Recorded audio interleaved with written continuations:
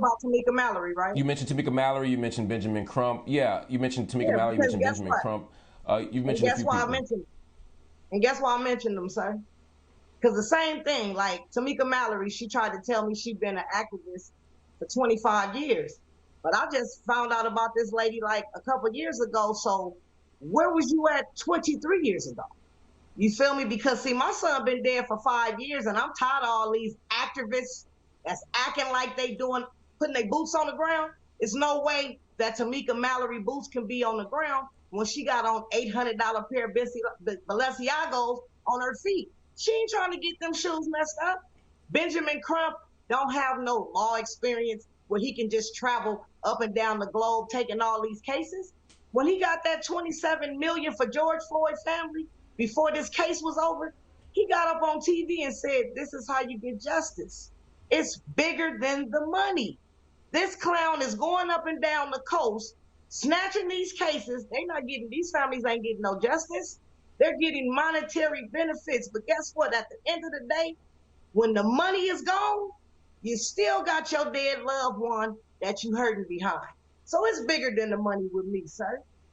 I want some real Do people you that got a feel? heart, that got a mind and a body and a soul that really care, that say, dang, this lady's son got shot 35 times.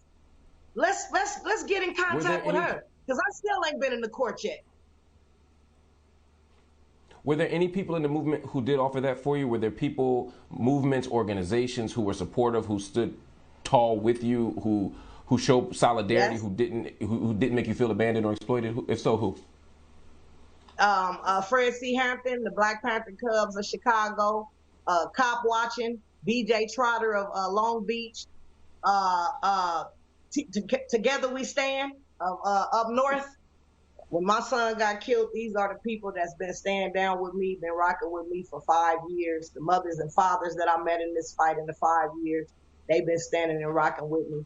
You know, even through all the negativity that Black Lives Matter tried to spew out their mouth about me, I went down there to ask Melina to tell me in my face that I was lying about the video, and I dropped the F-bomb, and they whole like congregation surrounded me. One of the girls tried to fight me. I had deep scratches all over my arms. He was calling me fools all out there. You know, it's just funny that they say they out here for the people, but I'm a Black woman and my son was a Black kid, so his life don't matter. They don't say my son's name in Los Angeles.